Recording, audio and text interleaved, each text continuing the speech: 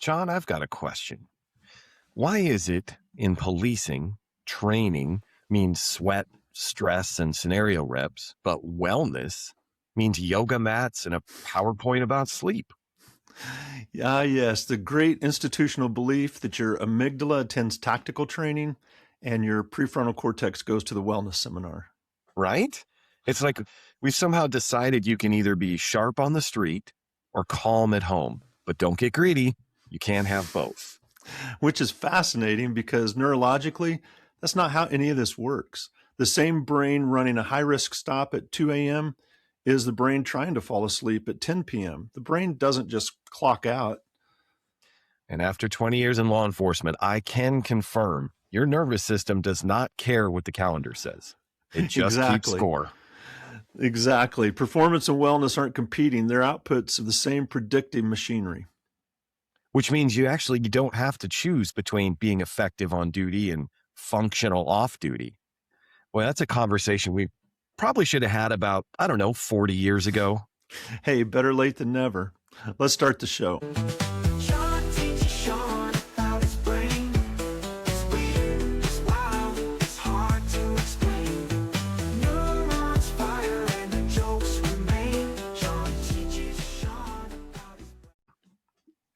Welcome back to John Teaches Sean About His Brain.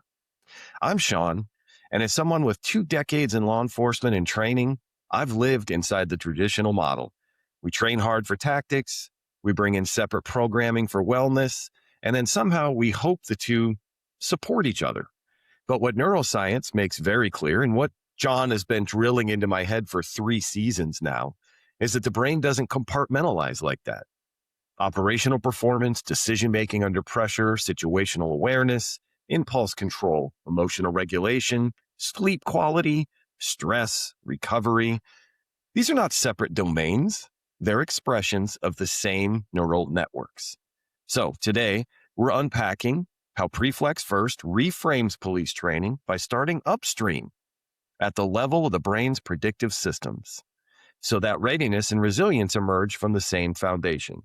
Instead of train hard, recover later, it becomes train the brain in a way that makes recovery, regulation, and performance inseparable. If you care about officer safety, long-term sustainability, better decisions under pressure, and quite frankly, healthier humans behind the badge, this conversation is for you. Hi, John. It's good to see you. It is great seeing you, and I'm excited about this topic. You really captured it with your intro there, that these aren't two separate things.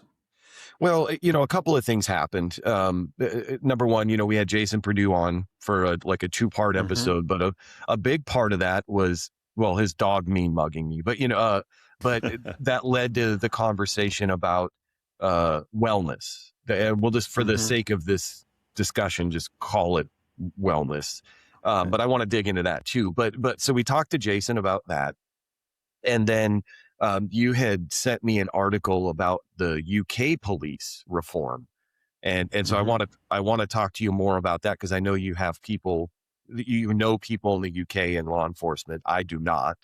But those led me to this. Again, I just like to talk about things that are going on in my brain currently. And it's this idea that somehow, and like I said in the intro, what I really want to dig into is how we train tactics, skills, all of those it's funny, they call them hard skills, but we train those hard skills one way, and then recognizing that this is a dangerous job that takes its toll on people. We want to give them wellness separately. And it may have been tongue in cheek in the beginning, but it's a serious kind of topic that we just hope it's yet again us crossing our fingers and hoping that those two different things kind of come together. Yeah.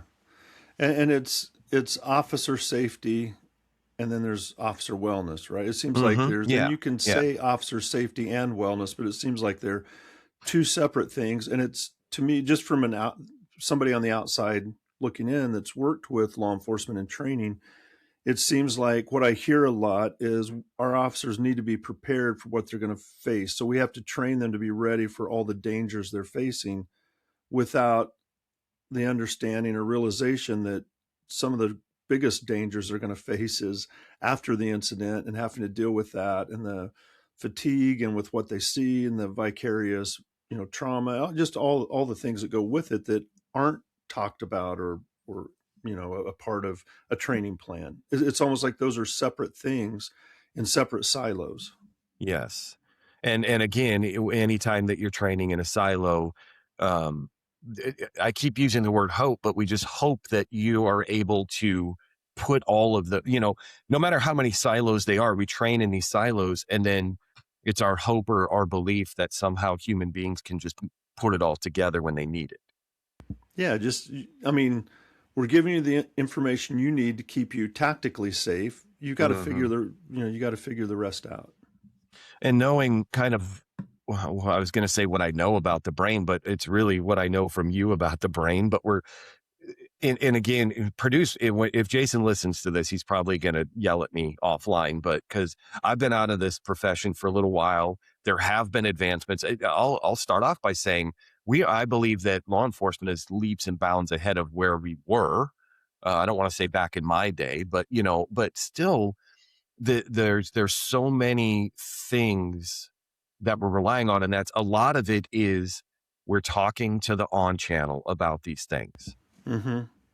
and saying, be aware of these danger signs, or this is when you should reach out to a peer, or these. So number one, it's like self selection, where I go, hey, I'm drinking more than I probably should be, or I'm drinking heavily on hard days, or you can go down the list of that. I'm not sleeping well. I'm snapping it.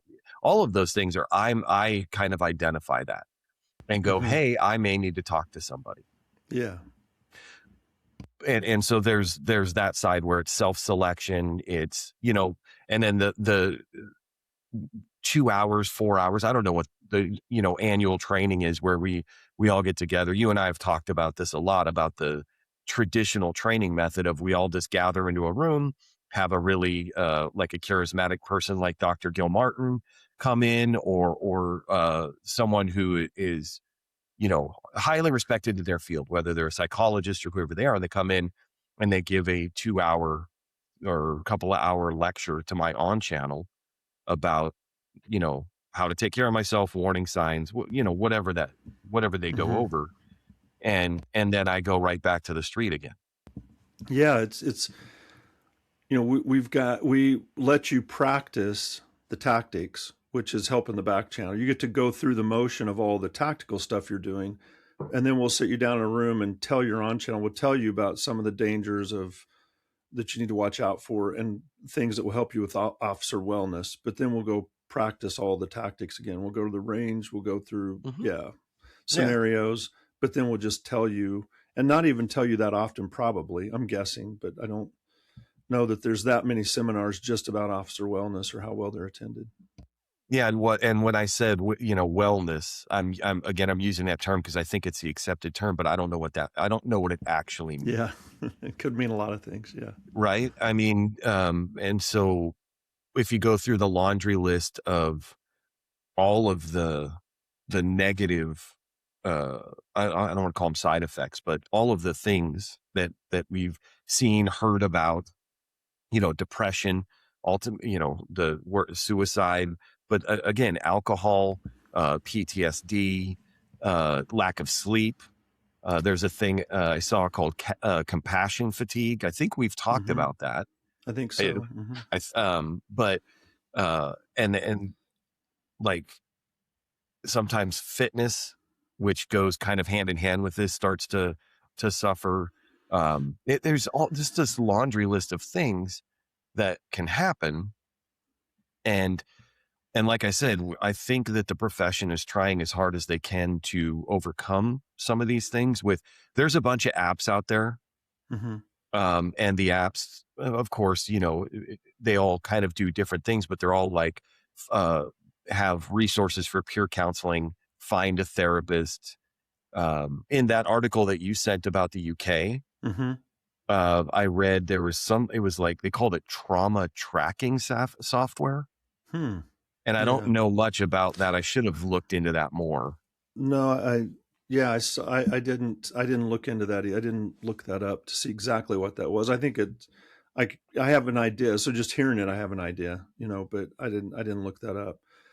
I'm wondering, so if you're in certain professions and there's a danger like that, like people within your profession are facing some of the issues that police officers face, there's usually a large effort, concerted effort by some organization that sponsors that field to try to figure out ways to help people with that. And that doesn't seem to be at one of the, and again, I'm from outside looking in, but it doesn't seem to be one of the priorities in law enforcement. I'm wondering why that is. Is it because I think law enforcement, the things that you see and the things you have to deal with, and how you see people living like they're living, and just all of that can be really, even traumatic. Like I was saying, vicarious trauma. Like I'm experiencing some trauma now just seeing how bad these people are traumatized. And Right. so I'm just wondering if there's not that push because it's more of a, I don't want to say macho, but more of a, I can deal with this. I'm supposed to be able to deal with Uh-huh. this type of thing. Do you think that's part of the kind of the Well, culture? I know I keep going back to it, but Jason, when we were talking to Jason, he was saying we're getting better about all this, but I still think, and I think he admitted this if I remember right, but there's a stigma associated with all of this. There's Yeah. still a pretty strong Hmm. stigma for a police officer admitting that they need help. Yeah. I I keep saying it because I want to be clear. Like I think that we're getting better, but getting better from really bad is still maybe Yeah. needs some work. So I have a friend, and she's really good friends with my wife, with Casey, but she's a airline pilot, commercial airline pilot. Oh, And she said that when she's going through something at home, like with her kids, or and you have some things that are on your mind, that you have to be really careful, because if you talk about that to other pilots, if it gets back to, I don't know, supervisor or whatever, they'll take you off your flights or take you off your, and it's I understand why, because if you're very kind of locked into some problems going on at home, then you're going to be maybe sidetracked while you're flying, and you've got 200 people that you're responsible for in the air. So you want to make sure that your mind's right and you're focused. And so if somebody's really dealing with a lot of mental trauma, I would understand why a supervisor would want to know that. But from her, I don't want to put words in her mouth, but it doesn't matter because I'm not even naming who it is, so it could be any female pilot out there.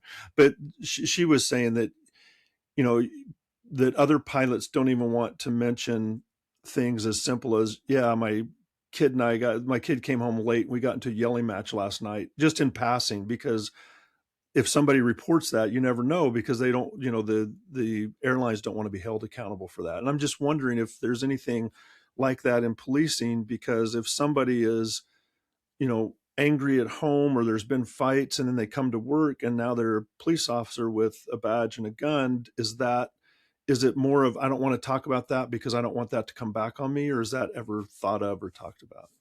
I mean, I can only speak for myself and my experiences. I don't think that's the issue. It's interesting Okay. what you brought up about pilots, because that makes complete sense to me. But Hmm. it's actually the maybe not the opposite, but different in that I think the stigma is I don't want to be seen as weak or vulnerable, Hmm. or the things that would make me not a trustworthy police officer to my peers. Yeah. Got it. There's the esprit de corps in law is like you have to support each other. We have to be there for each other. And so Yep. if there's any hint of weakness, Hmm. maybe, and again, this is not anything anybody talks about. It's just we're back to, you and I have talked about, like, the tribal mentality, and the Yep. fear of being Yep. cut from this particular tribe is It's a weakness. real, yeah. Oh, I see. And Yeah. and so you have to kind of put on the brave front, like, I'm fine. And again, Jason had mentioned, some of the debriefs they're doing, that people are being vulnerable with each other and opening up. That's a good, That's good. that's a good thing. But there Mm-hmm. was a time not that long ago where, we were in a debrief of a critical incident, a major incident, and they would go around the room and everybody to a person was like, I'm good. I'm fine. We're good. And then, Yeah. we'd turn right around and go right back out on the street. And, Jason said that's not happening as much, but you know, he's talking about his experience with one department or one jurisdiction. And we're talking about a whole country full of people doing similar jobs. And Yeah. I think that we're all over the place. I bet if we, did the research or took a poll, that we're all over this, the board on this with Mm-hmm. how we're treating these things. Again, I'm interested in that trauma tracker. I'm a little freaked out about it, but I don't know if there's a lot I don't know if it's based on the type of call you're going to, how long you were dealing with it, what I don't know. Or And if then somebody those else can report couldn't, something about a trauma you went through, or yeah, and then that'd be it interesting. it meets a threshold, whatever that threshold is, and then I require intervention at that point, just based on that Yeah. data. I don't know. It's Is, interesting, but so let's go back to the UK. okay. Talk about the reform in that white paper a little bit, as you understand it. Yeah. So, I, like you said, I have some friends over there that are in law enforcement just from some research that I did years ago. Spent a couple of summers over there. So I follow them, we're connections on LinkedIn and things like that. And so I see some of the things they're talking about once in a while. So this was I guess the new head of, what's her name? The Home Office, I think is what they call it. The Home Secretary, Home Home Secretary Home Secretary. for, for law enforcement she's put forward some changes that I guess are the most sweeping changes ever in their history of over 200 years. But one of those is that I think so. It's to nationalize training. This is the way I understand it. I just read briefly through it, but to nationalize their training and then to make it where every officer has to have a professional license to be a police officer, and then they have to keep their license updated, just like a law license, I think was the example or something like that. Mm-hmm. So yeah, so I think standardizing, nationalizing training, and having license to practice policing are the things that kind of stood out to me. What did you get out of that article? Well, I saw the same two things, but also giving more authority to hire and fire local. What did they call them? They're chiefs. In my mind, when I read it, they were chiefs, but they didn't. Okay. They don't call them chiefs. But the thing about the license is interesting because Mm-hmm. we've long talked about when we refer to law enforcement and we call it a profession. It's some people have made the argument. You may be talking to one that lawyers, doctors, you can go down the list of people who are in a profession. Mm-hmm. They require a license to practice, Mm-hmm. and they have to, at least annually, but they have to frequently update the training and the testing and all of that. Yep. That's kind of what makes a profession a profession. Maybe that's just according to Sean. I don't know, but No, I the think that's idea that if you just stick with the state that I'm familiar with, Washington, you go through the police academy, you get certified as a peace officer, and then every year you have to do 24 hours of training, but there's nothing that says what that training is. And so yeah. whether it's hazmat, like bloodborne pathogens, how to work a fire extinguisher. I'm trying to think of some really inane Mm-hmm. things, but those hours count towards the 24. There's no standardized licensing or testing, beyond that. And that's within a state. Right. But then when you look across the U.S., there's obviously definitely not there if it's not within the states. And so every state can set up their own standards, right? Yeah, they have different hours, like the academy hours are Mm-hmm. all over the board. They're not all there's not a standard length of academy time. And Mm-hmm. then there are states that don't have any mandatory training hours after you graduate from the academy. Yeah. The state I'm in Kansas, I don't know if it's like this now, but a few years ago, a friend of mine, it's been quite a few years ago, was going to become a police officer and got hired by a department and was given a uniform and a gun and the keys to the car and could drive the car and everything. And they had a year to go to academy. So he waited about 10 months before he even went to get any law enforcement training. And I mean, he rode with some other officers, and he was in a small town, but Sure. But he was but I mean, still there's no, he was still an active duty police officer with full police powers for 10 months before doing any training. before any training whatsoever. And so every Right. state's different. And I guess I know that different states have different problems, issues. So training, maybe it's good that training could be different in each state, but there's no national baseline. And like, how do you feel about that? Well, I mean, two sides to that coin. You just said it. Like every jurisdiction, every agency has different needs. There's different things that need to be paid attention to. But as a framework, maybe like a national standard, a national minimum standard, and then once you meet that, then each jurisdiction or agency can do more than that. But Mm-hmm. again, the idea that we're kind of state to state, just so different. It's kind of a free for all. Mm-hmm. And yeah, so I mean, I think it's interesting that white paper, because I mean, if you don't know, I mean, I know you do. I'm talking to the listener, but like policing started in England. That's where all Mm-hmm. this started. And so the fact that they're recommending these changes, the biggest changes, because according to that paper, in 200 years, Mm-hmm. that speaks volumes to me. That there's, and then we were talking about training. I don't want to go down a different road, but I read testimony about ICE training from a former ICE trainer, Mm-hmm. and because of the push for that, and I'm only bringing that up because they're actually operating on the streets in local municipalities. Like they're Mm-hmm. doing kind of the function of a police officer. I see them stopping cars, stopping people, Yeah. and their training was already not that long. And Mm-hmm. now, at least according to this guy, they cut the training way down. Of course, ICE, the Department of Homeland Security, is saying that's not true. But when you get a guy testifying in front of Congress who was in charge of a large portion of the training for them, Mm-hmm. saying, here's what happened. At like FLETC, right? If the Federal Law Enforcement Training Center. Well, I think what they're saying is that, so FLETC, Federal Law Enforcement Training Center, is like an academy. It gives the basic skills, but then you go to training specific to whatever, because FLETC, every federal, maybe not every, calm down, Sean, but most federal agents go to FLETC.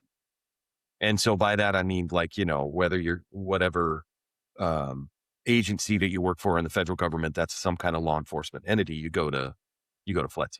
But then I don't know that, I've never been to FLETC as a student, but as an ICE agent, I don't think they're covering immigration and custom law at FLETC. And if they do, it's probably like a general overview.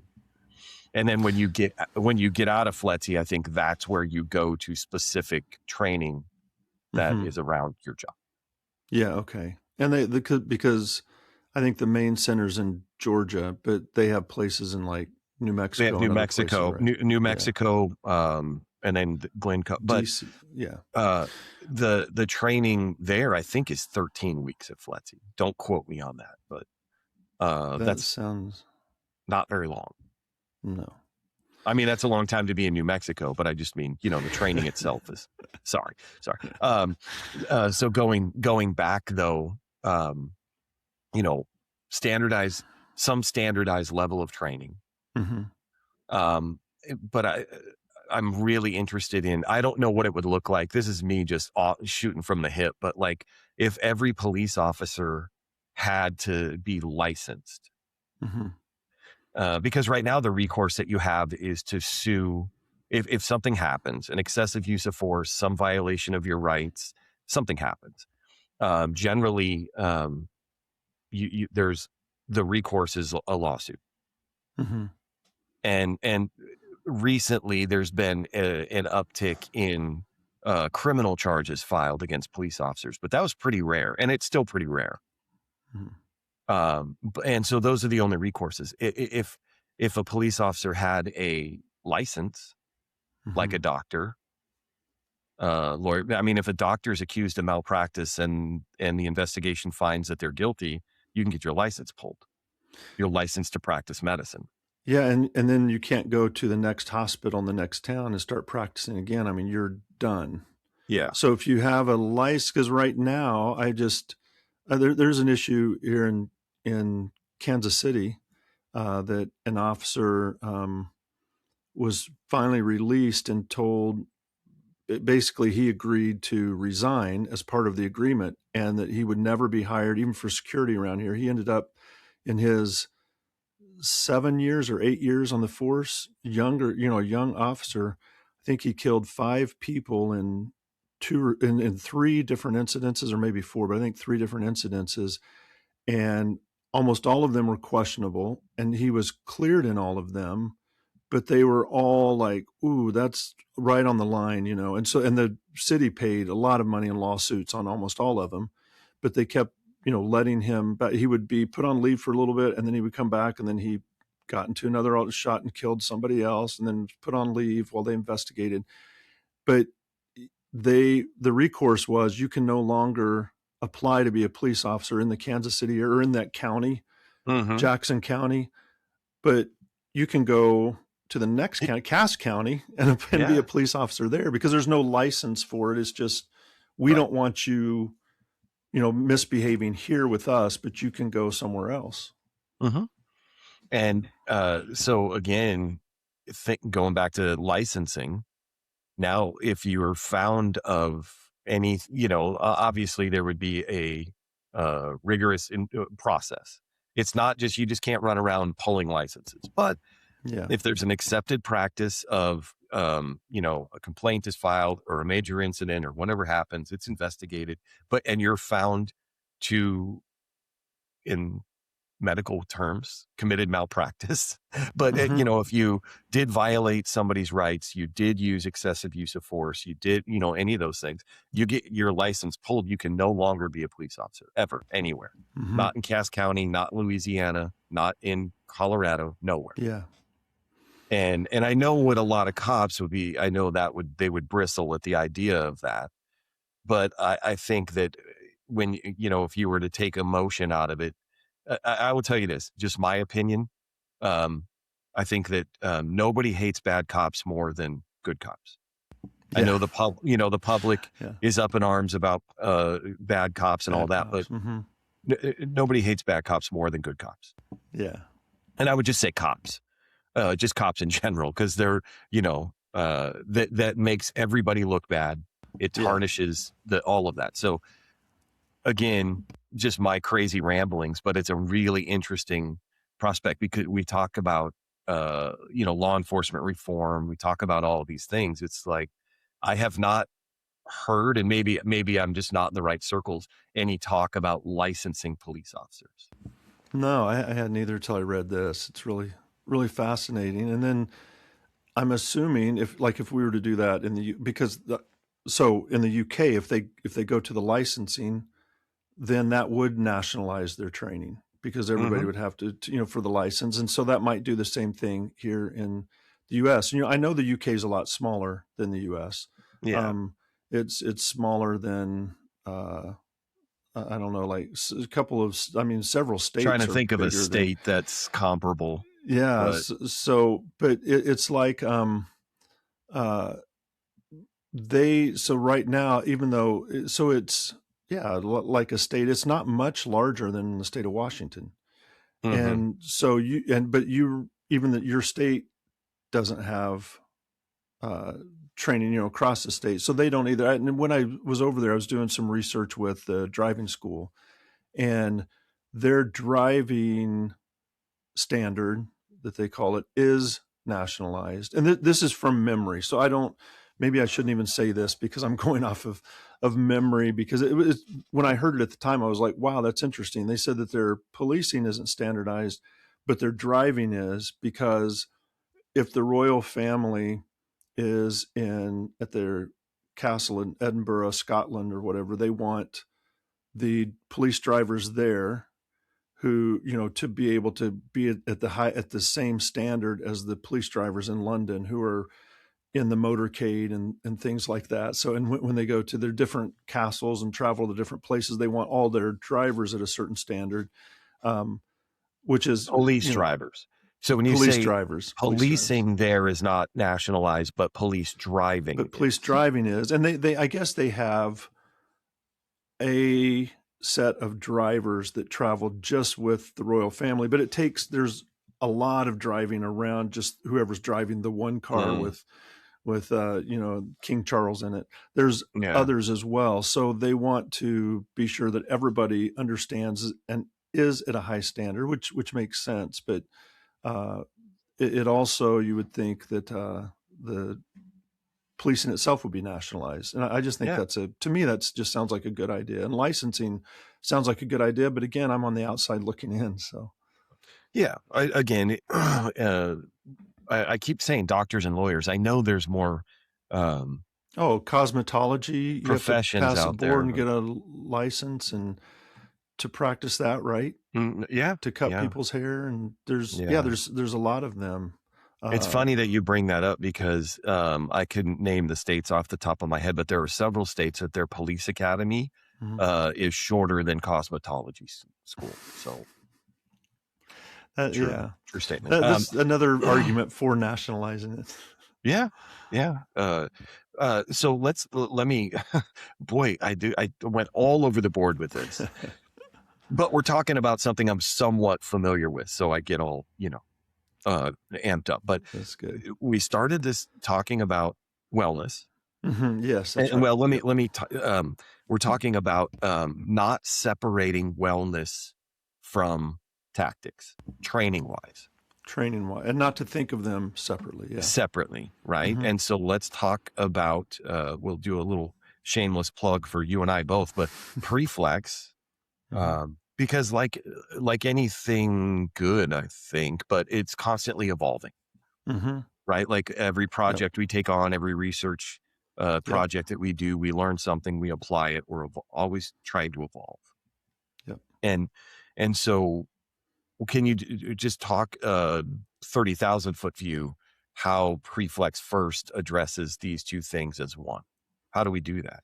Yeah, it's really through the code words that we train with is really the way we put them together. So I think that the key insight with Preflex is that operational readiness, is that the term, or tactical readiness, operational? Sure. So readiness, that the tactic side and psychological wellness are computationally identical. So how the brain processes those computationally are really identical, because it's about the brain's trying to solve problems, and the problems are similar. So the same mechanism that makes an officer tactically effective is the mechanism that keeps them psychologically intact, in a sense.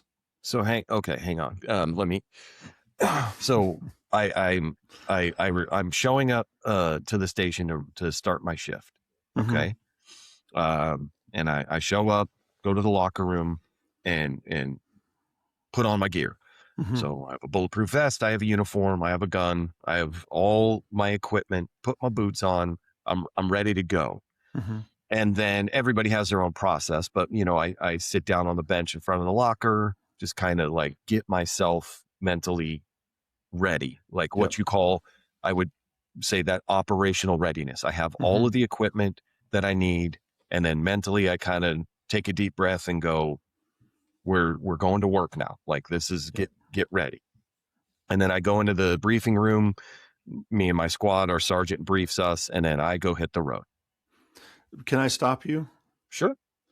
Right. The very first thing when you're getting your gear on and you said you're taking your breath to get ready, that's the operational readiness. I'm breathing to get ready, but that breath is doing more than just getting you ready.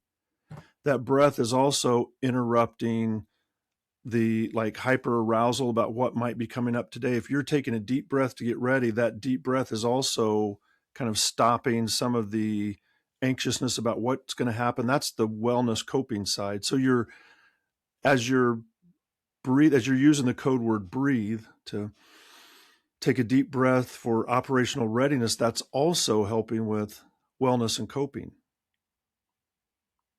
Okay. You see what Okay. I mean? I mean, so it's I like see you're it now. kind of Yeah. relax. It's not like it's a relaxation technique, but that's how you quiet and calm things. So psychologically as well. So it's getting you ready physically for operational readiness, and it's calming you psychologically for wellness and coping.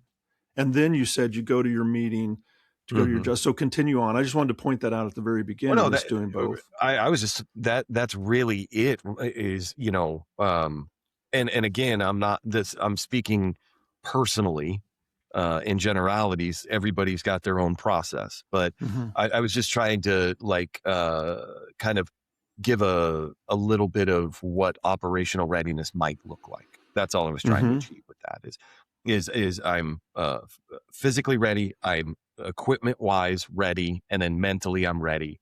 I go to the brief, we get briefed, and then I go get in my car and then I go to work. Mm-hmm. That's the beginning part. And then, answering calls, doing all of that.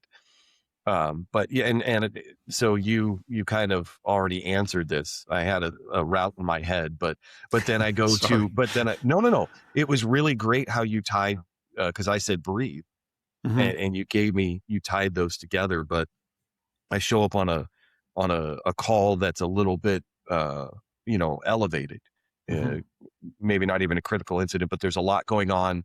It's a little bit crazy, right? Yep. People are like yelling and pointing and all that stuff. And when I get out, on that call, you already said the breathing that I Mm-hmm. did to be operational ready, that's helping me cope with all of this. Yeah. So, and if you think about it, and I've never done this, you have, but I would imagine that you go to that. What did you say? Domestic No, I call? was just saying a call in general where I show up Okay. and there's just a lot. Yeah. So there's a lot there. And so now you've dealt with that. You have to leave that and go to another call. Like Yes. that can't be your day. Like, shoo, I just solved that. I can go home now. You've got another one. And so Mhm. now there's a carryover effect from the last call to this next one in the sense that if your adrenaline got up from dealing with somebody, that takes a little while to wash out of your system. So you're going to the next call and there's probably still a little bit of that there. And so now if that call's difficult, it just starts building. It's like an accumulative effect. And then by the time your shift ends at 2 a.m. or 10 p.m. or whatever, you have an accumulation of things built up that you're taking home with you. And that's part of officer wellness. Now that's really, you've got to take that home like your pilgrim's progress with a big load on your back. Like, what are you going to do with it now? And you're going to take it home and like dump it there and just wait. And then the next day you're going to bring another load to dump there. So it starts building up. So if you take that breath on the first call to get ready, like before I even get out of the car, I know this is going to be a tough one. So I'm taking a deep breath. That's also clearing out the system and the clutter so that at the end of your shift at 10 p.m., you aren't carrying as much home with you if you're breathing and if you're handling it during the job, you don't carry as much with you after the job. Yeah. So I think you ask what Preflex does. Mhm. Preflex doesn't sit officers down and explain all of this and say this is why you need to do it and this is what it does. It's like you practice the code, you do the exercises, they have you do the breathing. That starts to become a habit. And so if you're following Preflex training, it's making you more operationally ready because now your brain is, the code words are breathe, scan, threat, position, cover, connect, and escape.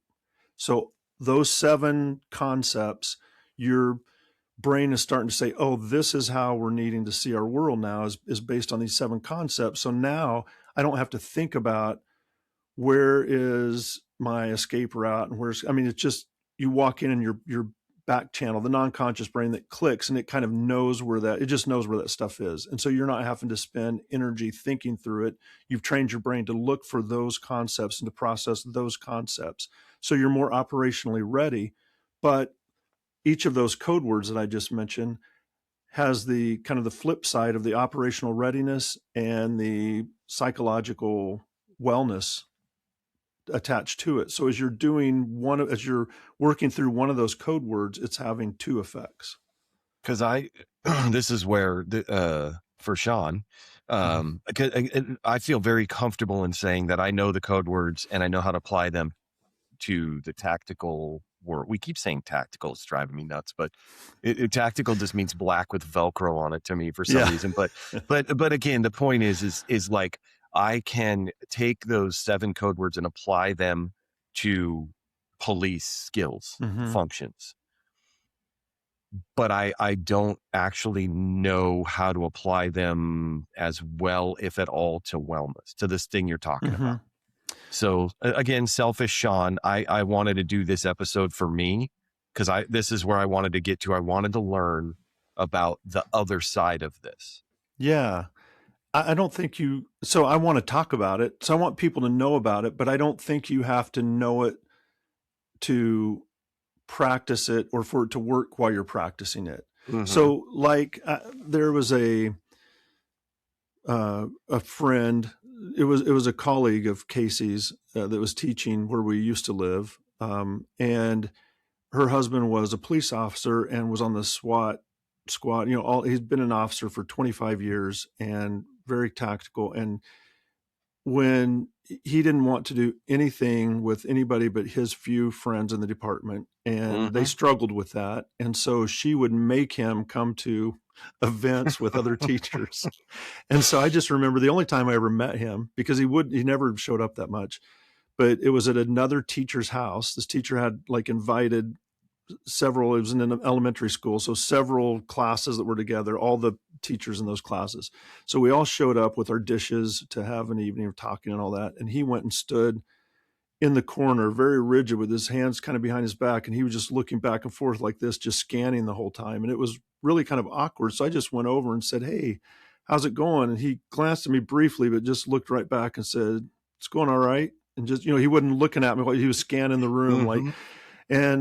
So anyway, I was talking to him and about all kinds of stuff, and he loosened up a little bit because it was the first time I'd met him. But he just said that he said, "I hate events like this," and I was like, "Yeah, I mean," because I was not really that crazy about those events for a different reason. But I was like, "Yeah, why?" He said, "You never know where a threat could come from. I mean, we're open right here. I feel exposed." And he was talking like that. And I was going, "What? We're at Tavia's. It's a room full of teachers. Yeah, these are teachers. Are you scared they're going to have a pop quiz?" So that was like hypervigilance. And so I felt sorry for him. So it's like the scanning part.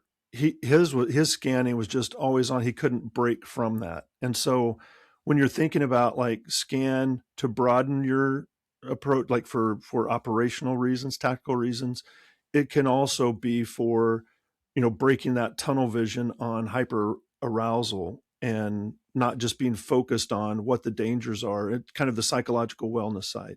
If you're saying, I've got to pull back and make sure I don't have tunnel vision, I've got to scan and take in information from all my senses, operationally, then that's also for wellness. You have to break those patterns and take in more. So it's training for the back channel. That was a couple of examples, but I mean, all of the code words. We could talk about each of the code words if you wanted, or we got breathe in, but now scan on one side is using all 5 of your senses to take in as much information from the world as you can. So what do I see? What do I hear? What do I feel? What do I smell? What do I taste? Depending on the context, but you're using as much of those 5 senses to gather as much information as you can in the world. And the more you practice it, the better you get at it. That's just a fact. But to go back to what you were saying, one of the things is also the word scan is broadening my, say that again, so broadening your focus. my So like focus. you're on duty, and there's an incident going down, and you're locked right into a door frame and a doorway, and you're locked in, because that's what tunnel vision does. It brings everything down, and if you're not breathing, so I've heard, you're not breathing and doing what you should, you could be focused right there, and you can miss somebody walking to the side that might be important, and you just miss them totally because of tunnel vision. And then if you're off duty and you're at your daughter's soccer game, and you're just really focused on scanning, like looking at the parking lot to see if there's threats, now you're missing other things going on, like the actual game and seeing your daughter play, because it's so tunnel visioned in. And that's from the hyper arousal. So in an incident, you need to break that tunnel vision of staring at the doorway so you can scan and see if somebody in the periphery is moving. And off duty, you need to break that hyper arousal of just scanning all the time so that you can take in other things, and your brain can get a break, you can get a break. And that's really officer wellness, because it's not good to be that hyper focused afterward. It's not healthy. It's not psychologically healthy or physically healthy. You can't maintain that. No, that's really without some real detrimental, and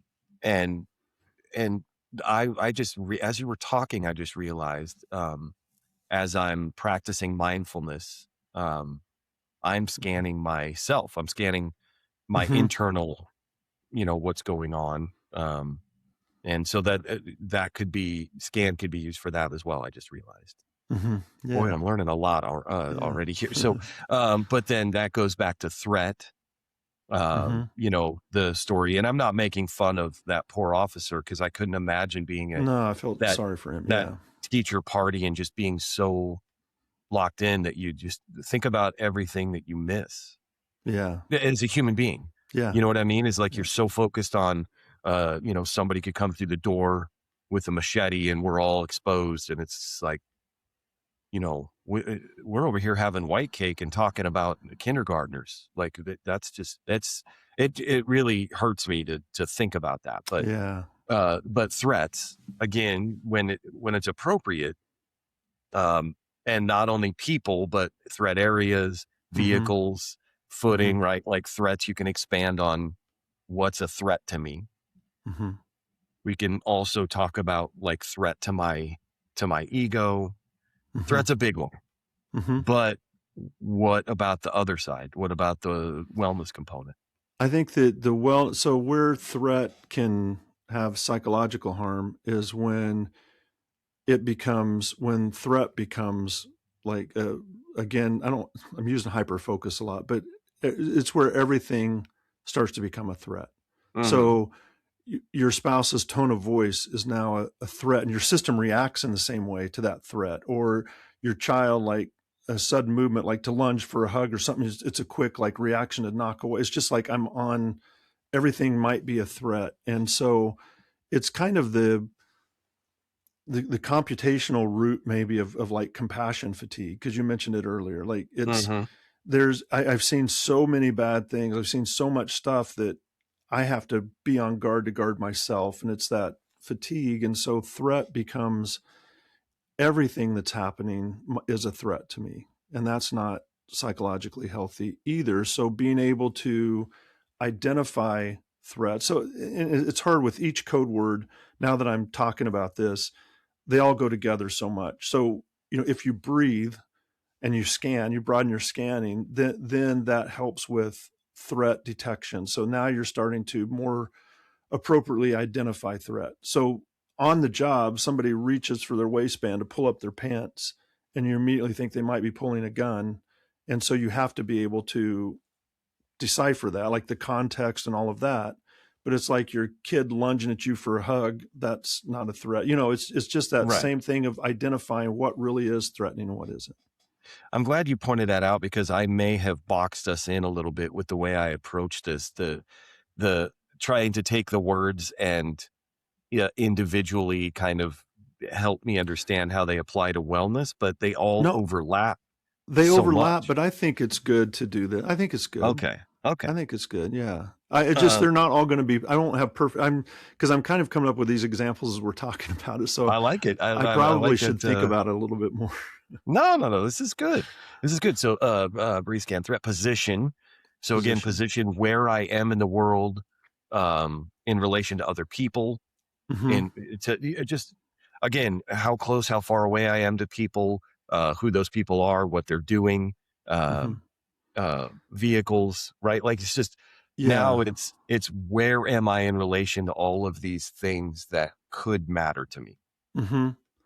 So I think it's also like on the wellness side, because you explained also that's the operational side, like the word position, what it can mean. So Hmm. on the wellness side, the wellness coping side is maybe it's helping you if you're thinking about my position, because it's not just, I mean, it's my position relative, spatially relative to other objects, but it's also a position I take in a discussion or on, a stand on something like that. So it gives you, if you're thinking about position, it can give you kind of agency and freedom, I guess. So officers that are experiencing uh, PTSD or burnout, they feel trapped, like they're backed into a corner almost. And so position, being able to Oh, I see what you did reposition there. yourself and to think about something from a little bit different angle, and gives you gets you unstuck, maybe gives you some degrees of freedom to move and think and realize that you have options and you can change your positioning. Because if I can change my positioning in an operational setting, then personally at home, as I'm feeling like I'm stuck or trapped, or I can change my position there as well and see something from a little bit different angle. Or Hmm. because it's all about position when you're thinking about it in the operational sense, as we use it in Preflex, and you're flex talking, so you're using these 7 words to describe what's happening around you. Your brain is learning. So position, I need to reposition for, okay, I can reposition to get into a better situation. And then it starts applying that becomes a habit, so that you can do that outside of just that one operation. It's in Hmm. conversations, it's all of those things. Okay. Well, this one I'm cover. For any law enforcement officer, or if you've ever watched a movie about cops, I'm sure you know what cover is. But um, narrowly defined as anything that stops or deflects bullets, but that becomes much broader when you say or anything that you can put in between you and another person. Mm-hmm. So it's something to help protect you from threats, Mm-hmm. simply put. But So I think for you, you can also add to this. So jump in on my side as well if you think of something. But I'm thinking okay, of it more as if I'm starting to understand what cover is, because what I've heard from training from you and from other officers is cover isn't just a wall or a tree. Because if somebody, I think, I don't know who, you or somebody said one time, if somebody's throwing rocks at you, a trash can lid could be covered because you could hold it up. So uh-huh. it can, it's it's it's whatever can protect you from the stuff that Whatever the might threat harm you. is, Yes. yeah, yeah. So I think that broadening that sense of cover, you can start seeing, when I'm off work, my home is my cover. I can go there and I can be safe and I can feel safe. And you can start seeing your family and your home as, instead of the threats, it's like, this is my place of safety that I can retreat to. And, think of it in those terms, because now your brain's trying to look for what protects us from the threats. And now you can say, actually, there's not really that many threats here at home. I see what you did to me there. I see what you What's did. that? I No, don't yeah, know what I did. I jumped on oh no, the cover all depends on what the threat is. And then I realized as soon as I said it, like, okay, what if the threat's not a weapon? What if the threat is, again, something So to your health? yeah, Whether it be, darn it. Okay. but Okay. also this is where things fit in, because it's also threat detection and realizing that, my wife yelling at me or my spouse, telling me because I didn't do something I was supposed to, isn't really yelling. That's not a threat. They're telling me I didn't follow through with something I should have followed through with. So it's not, what they're saying isn't a threat. I don't need to get defensive on that because I'm in a safe space. I have cover. This is my home. Mm-hmm. And yeah, so and I can breathe and take a lot of different words with that. But I think that would be what I would say is the general idea. And then what position am I going to take? Because I'm getting yelled at because I didn't do what I was supposed to do. So the Yeah. position probably should be, I'm really sorry. I won't do that. Yeah. uh, uh, Connect, I think, is going to be, I thought cover was going to be the one where I got you, but yeah. So Connect has several, you can use this in several ways, but it's anytime that you are connecting with another human being, whether it's someone on the street, a partner, dispatch. So there's that interaction. I brought up my equipment before, right? I could connect with my equipment.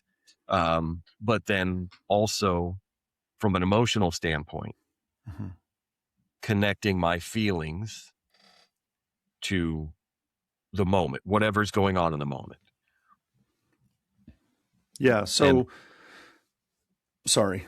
No, go ahead. Go okay. ahead. So I think that's, and that what I would say that those are the things that help on the wellness and coping side too. Because if you're connecting with somebody, like if there's somebody about to jump off a bridge or something and you're trying to connect with them, that's, and using empathy and things like that, that's the same skill that's going to help you deal with the problems you're going through. So it's almost like a self-empathy and letting understanding yourself and why you're feeling the way you are. Or if you say to your partner, hey, you okay, today something, and they say, well, actually, and they start to say something, that connect side is the listen side. And as you start listening to what they're saying, that also sheds light on, what you're going through or what you're experiencing. And you can kind of see that in what they're going through in yourself and understand yourself better from that. So I think connect is yeah, you're just, like you said earlier, you're connecting yourself to the moment, to what's around you, to your family, Yeah. to your friends. Connect is the one I felt like I would be able to make this bridge the easiest. Yeah. So what, do you have anything else No, that's it. you I would mean, add to again, that?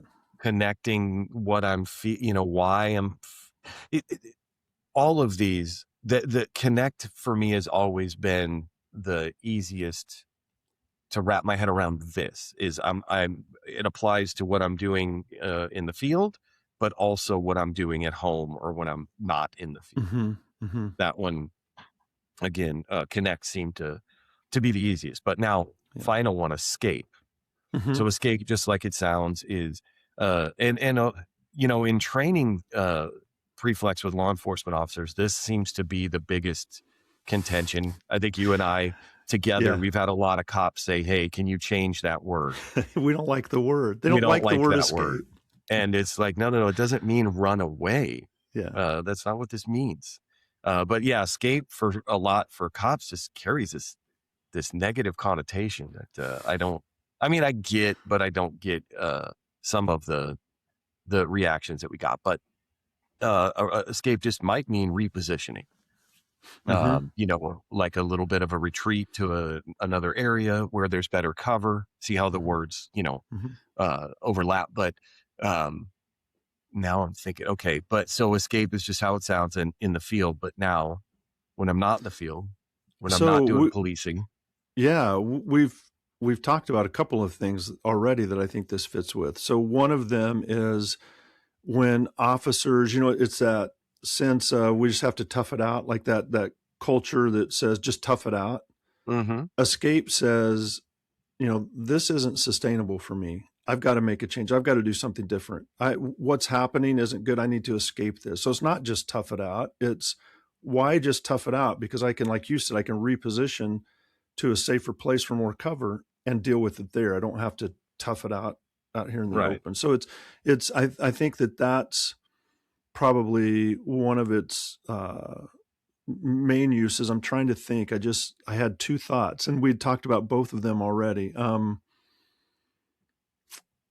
Yeah, I can't, I'll think of it probably, but that's what I Oh, I know what it was. You said that uh, self. What did you say? It's almost like a self identification of knowing when you need help. That's Yeah. the escape part I was thinking of. Like, I'm not okay right now. I need to talk to someone. I need to step away for a while. I need to do something for me to get right. It's kind of like that self-selection, I think is what you called it. So that could be part of the escape. But if you're using the code words and you are kind of working through the meaning of escape and you're flex talking while you're on the job, that carries over. And I've had so many officers say to me, did you know that Preflex also helps at home? It's just not on the job. Because, they'll say, I'm seeing my wife and kids different. I'm treating them, it's not that I was bad to them, but I'm able to set stuff aside and listen. Like during a meal, one of them, the example he said was, during a meal, I'm actually listening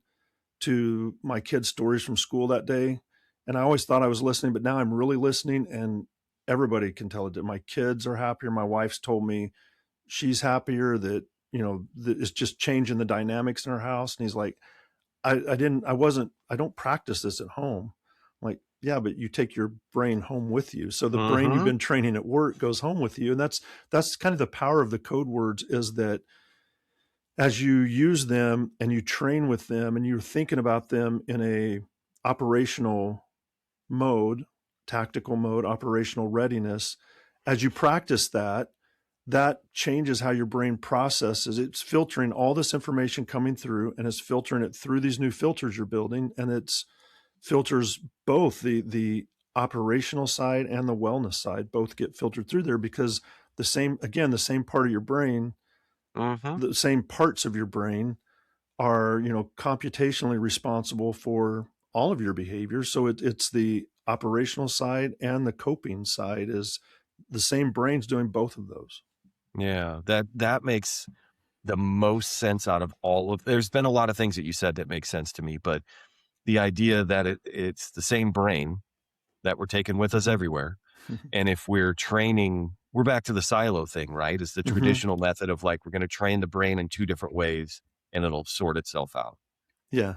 But what you're putting forward is that the way in which we have found the best way to improve performance or modify behavior, but that sounds scary, improve performance, is through this training. And the side effect is, because you're training the brain a certain way, is that it also improves wellness.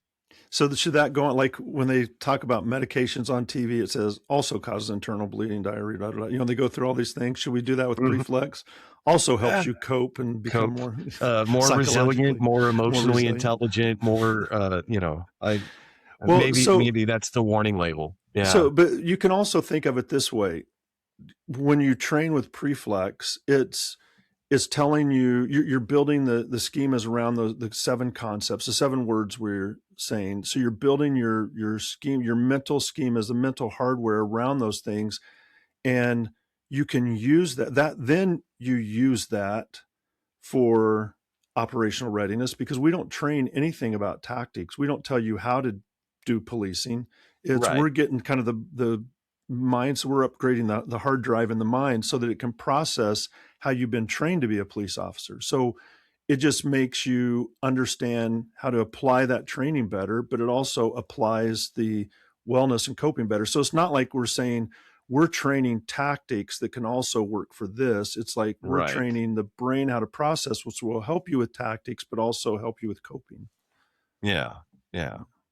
It's doing Market, both. Yeah. that part's important, right? Because again, I like how you said that. I'm repeating it, what you just said, but we're not teaching tactics that also improve wellness.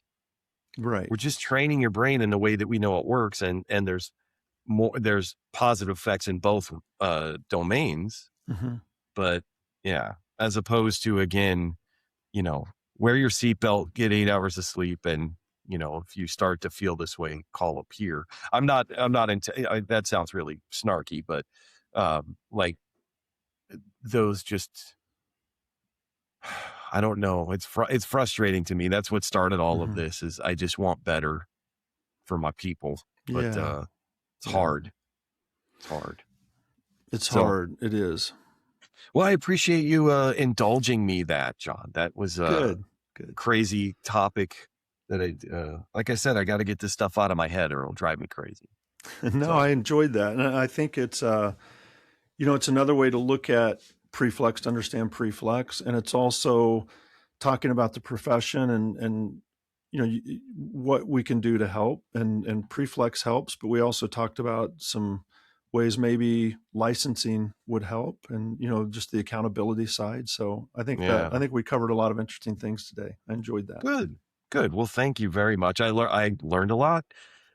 This one's a little, so anybody, if you're still hanging with us, it's a little niche. We were talking a lot about law enforcement.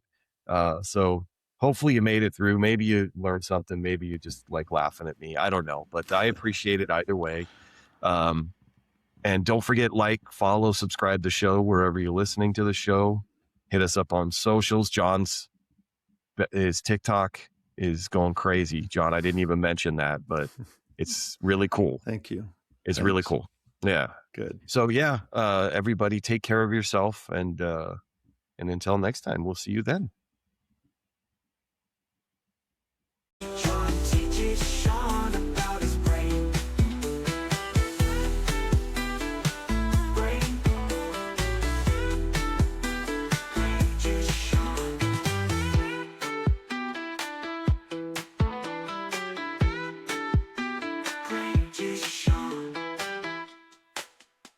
Grain juice, Sean.